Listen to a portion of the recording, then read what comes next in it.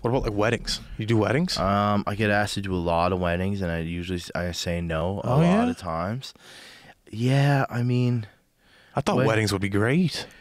Who's getting married this year? I've been to one. It was great. How many weddings do you usually go to? Not a lot. Really? I feel like I got. How old are you?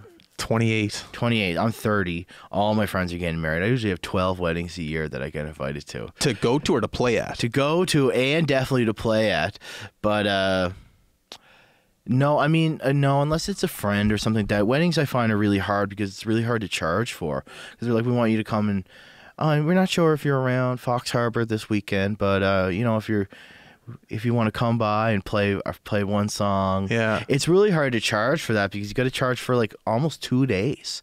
Why? Because you got to lug We got to the gear go in. there, stay there the night, and it's one song, so it's like you do have to charge like full rate of like what anybody else would, you know, doesn't matter because I have to book that day off. Yeah. So sometimes you end up sounding like an asshole. Actually, it's easier to say no than give them a stupid price. Yeah. And then.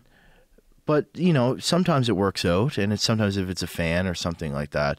But a lot of times, like sometimes weddings, they want like play for 2 hours, and they want all this shit, and I don't really.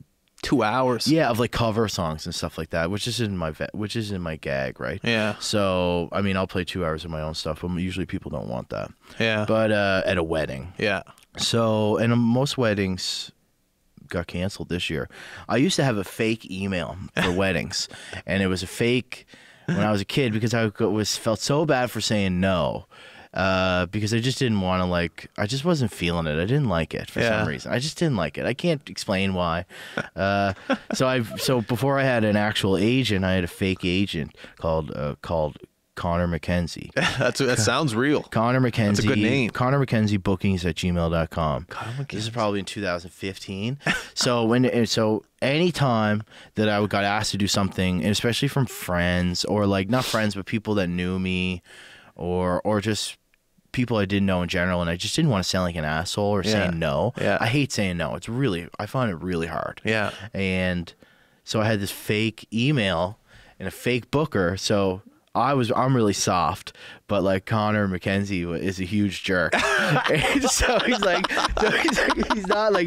not a jerk, but he was just like, he'd either like, when I would say like, when I want to ask for too much money or like money that I felt that was what I was worth, but I still felt guilty asking for. Yeah. Because you know what I mean? I never want to ask for too much, and I never want to, I'm just like, it's just the way I am, you know? So I needed somebody that was your alter ego almost. My alter ego, I guess. So Connor McKenzie would he'd be quick to he could say no and not think about it, and it would be off. It wouldn't be like, oh, Dave, you know, Dave doesn't want to play my fucking wedding. Jerk. Yeah. You know. Yeah. But so it was Connor McKenzie, but it just went to my email. That's so right? funny. So anything that I had to deal with that you didn't want to do, that I didn't feel comfortable with, or I didn't want to hurt anyone's feelings.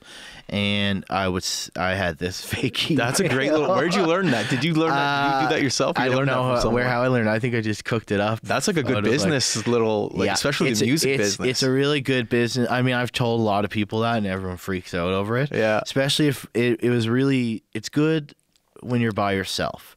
Okay. And you don't have a manager, and you don't have agent, anything else. You know, and it's So I would also use that email to look for gigs, especially when I was trying to get into Toronto and trying to get into bigger markets, because when you're cold calling people as an artist, people don't really take it seriously until you get a name. But when you have a fake email, so when you're panning for gigs and opportunities and stuff like that, to have a representative and somebody that's repping you just really makes it a little more official. I like that. Yes, man, it's greasy. I like that. Fuck that. I don't care. It's a hustle. That's a hustler move. Yeah, I love that. That's a play. Yeah. So like that was.